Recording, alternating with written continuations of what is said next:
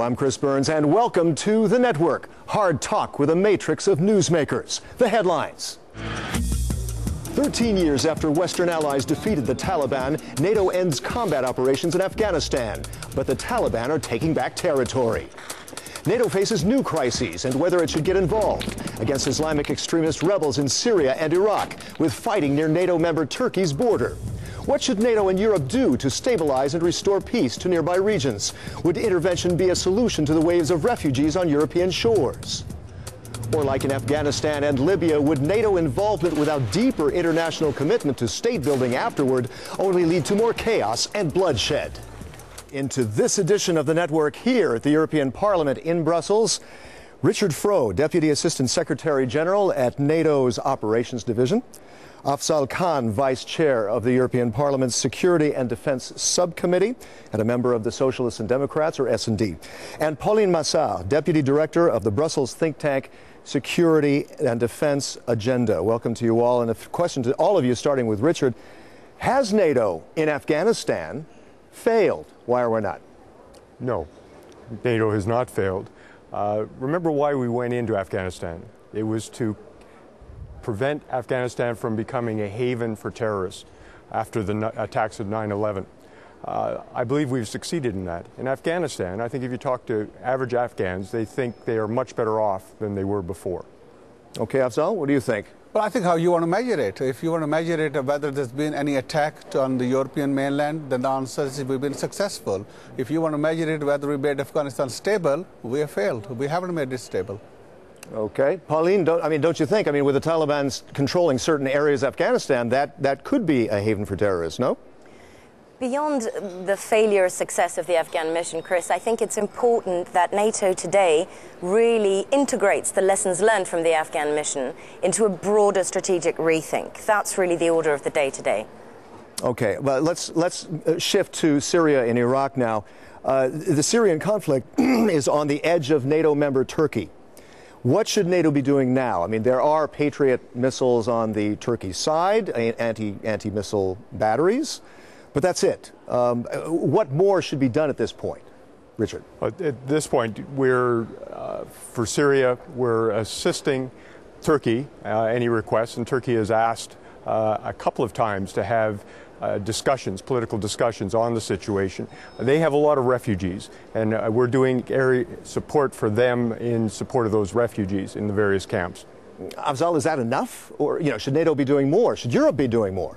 Well, I think so. I think one thing is very clear. With what's happening with ISIS, we need to make sure the message is very loud and clear that this is a world against ISIS. So we need to be engaged, making sure that countries around us are also involved with us, and we need to make sure we smash the ISIS and deal with the underlying issues that are there in that country. Pauline, it does seem like NATO feels like its hands are tied there, no? Well, I wouldn't say that its hands are tied. I would say, however, I would pick up on Afzal's point that NATO needs to build a coalition with regional and global partners to tackle the underlying causes of the problem, but to build a group will to go in and act. But it's as much about boots on the ground as it is about capability and institution building. But it seems to me that Europe, many people say that Europe should be more involved. If there's homegrown terrorism that they're dealing with here in Europe, shouldn't there be more involvement and intervention by NATO with the European Union, Richard? Well, it's two separate issues. I think Syria is one issue, and there is in the UN Security Council, there has been no support for any intervention in Syria from the outside. In Iraq, though, we are providing assistance to the Iraqi government, and when asked, and certainly a number of NATO nations are part of a coalition that are working with the Iraqi government. Okay, but Afzal, if we're going to wait for a UN Security Council resolution, we might as well forget it, right? No, the bottom line is we are good on the military side, we are poor on the political side, and what we need to do is up our game on the political side so that we remove the underlying issues. Okay, how do you do that? Well, what we need to do is deal with the issues which we've got in the area. So look at Iraq, we managed to remove a dictator, but then we messed everything up.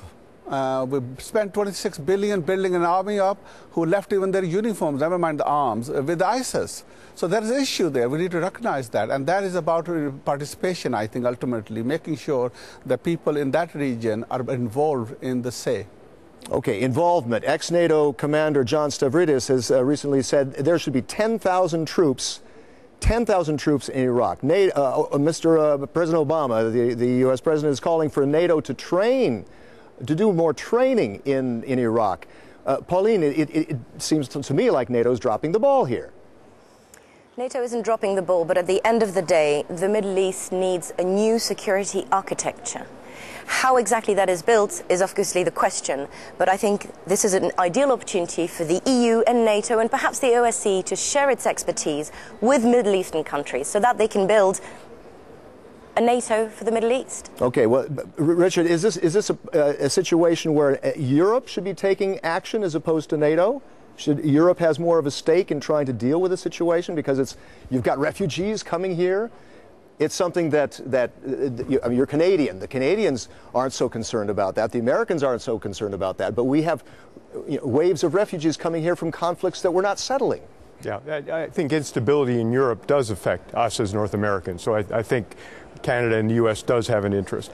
I think both European Union and NATO have roles to play, different roles. EU certainly has many more tools, economic, border control, a number of things. NATO, our strength is the defense and security area where we can help the Iraqi government for what happens after that as they build those security institutions. Okay, here's another angle too, is NATO did get involved in Libya.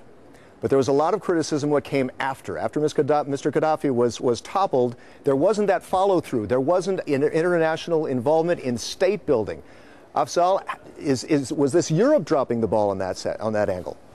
Look, I think it brings back to the same point I'm making, and that point is we seem to be good at the military. We can go in, smash the people out. We've got that hardware. What we're not good at is the political side of it. So we need to look at the political side because one thing we get to be very clear in our heads, that the world we are living in today, we are interconnected, interdependent. It does affect us, so we can't just close our eyes and we need to deal with that. All right, good observation, but how do we do that? How do we deal with that? Pauline, you have any ideas? Absolutely. The EU needs to rewrite, rethink its security strategy, if anything, a grand strategy. It needs to know what it wants to do with its eastern neighbours and with its southern neighbours.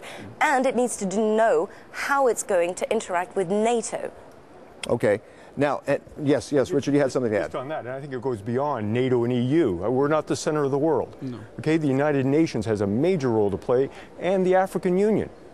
I spend a lot of time in Ethiopia at the African Union headquarters, and they quite clearly say African solutions to African problems. So I think if it touches the African continent, that they need to be involved as well. Okay, but I mean, it sounds like one organization is saying, oh no, it's the other's fault because they're not carrying the ball. Altogether. Everybody's accusing the other of not.